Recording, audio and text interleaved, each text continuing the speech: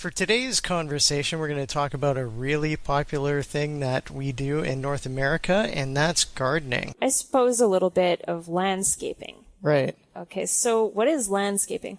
Well, landscaping is making your yard look good by designing it in a certain way. So some people put rocks or they put a hedge or a tree here and there, and they kind of make a circle out of their lawn, making it look neat. Like they'll put edging on certain sections of their lawn and put some small rocks inside. It's just a way, it's kind of like making an art or a specific appearance out of your yard so that when people see it, they go, wow, you have a really nice yard. And some people really go kind of crazy with it. Yeah, they go nuts. Yeah, they put fountains up and all sorts of stuff. Yeah, like they'll have their little flower beds around the fountain. And yeah, I mean, depending. You can go really extreme with landscaping. For the average person,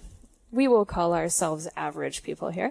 So we had a yard when we had our house. Yeah. And one of the reasons why we actually decided that we wanted to buy this house was because it had a yard. Yes. Previously, we lived in an apartment and we didn't have an outdoor space, right? Yeah, it was a way to get outdoors. So we were really excited about it because in an apartment, you can't do that.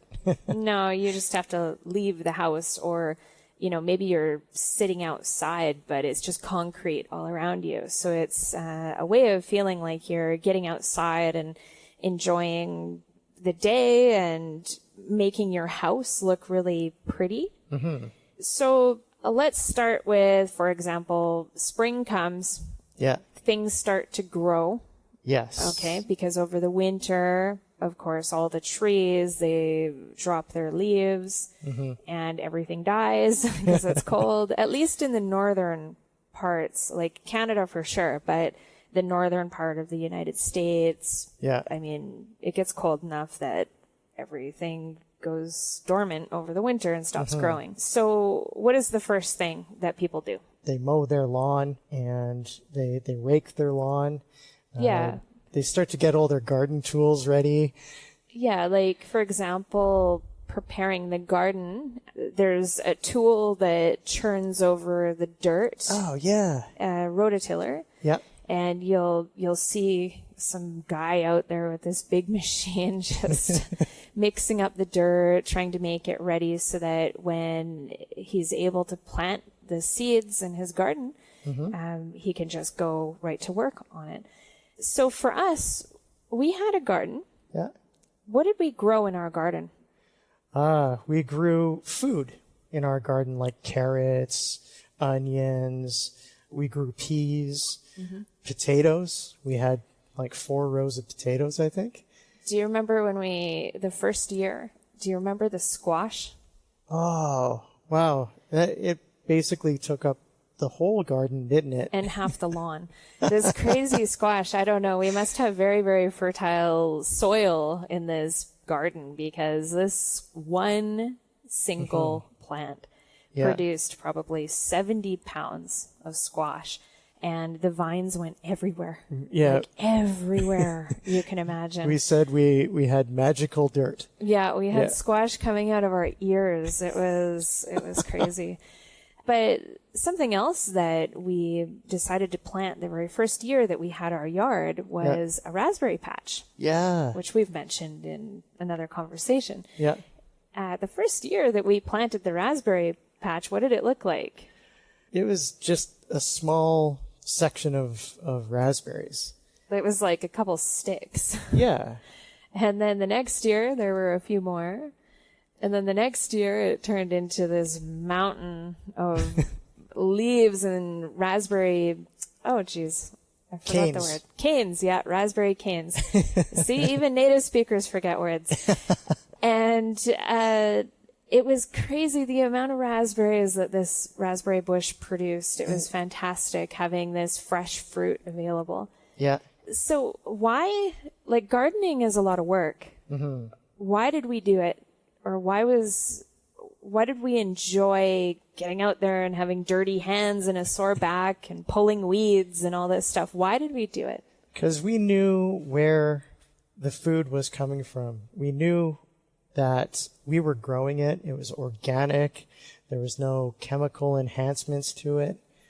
It was delicious, and it was really nice outside too. So getting out and breathing in the fresh air, it was a nice thing to do as well.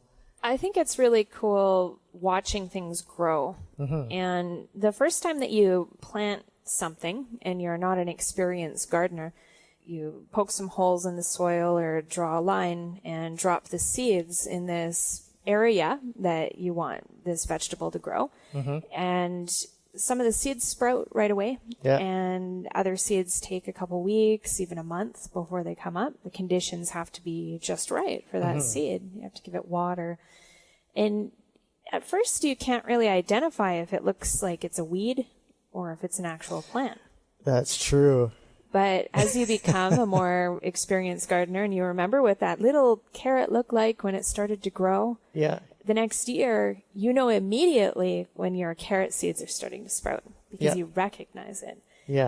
And you see that little tiny seed that was just a small green little sprout turn into this vegetable that you can eat. And it's really rewarding being able to grow something and then cook a meal. It was almost like this food had so much flavor to it. You know, when you grow something, it tastes better, I think.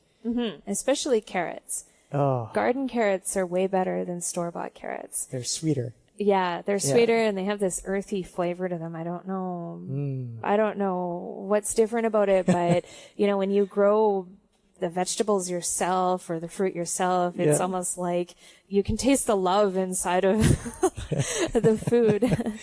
Now you have a friend that's a gardener. Yeah, my best friend he's a farmer. So he just has this chunk of land that's huge.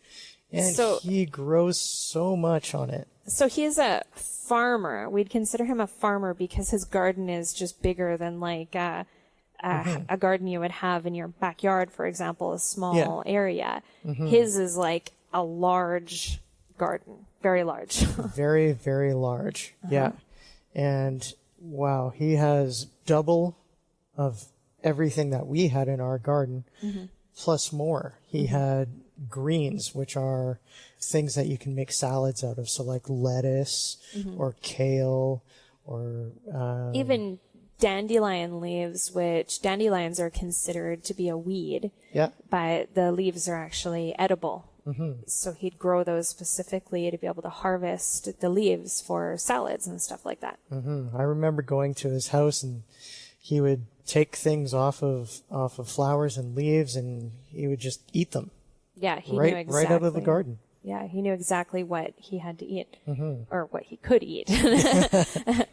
And what's really cool about Sibo actually is his garden is an organic garden. So his farm, he does organic farming. And this means that they don't actually use any chemicals or pesticides. And it's really, really healthy. And you can be confident that when you're eating organic food that, I don't know, it's just better for you. It has more nutrients and stuff like that. So yeah, it's really cool knowing somebody who is so knowledgeable about the nutrition behind the plants and the gardening practices and how to get the most out of your crop when you're growing. He's really proud of his garden. Yeah. Oh, yeah. Like you have to go on a garden tour. Every time you show up, he's like, oh, come check this out. And he's talking about whatever's ready and he's eating it right out of the garden, you know, probably dirt on it still. He doesn't care. That was a great conversation. And as usual, we used a ton of interesting vocabulary and expressions.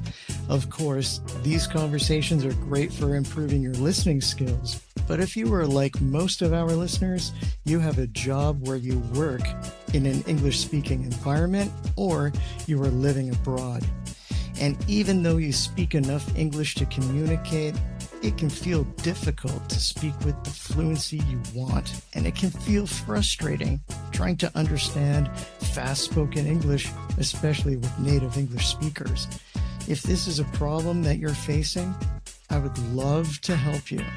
Every day I work with students just like you to improve their skills and finally speak English easily and with confidence. Each of my lessons is totally personalized to your needs, which will allow you to feel progress and to get results within the first few lessons. If this sounds like something you need and you'd like to get started, you can visit realenglishconversations.com and check out our courses.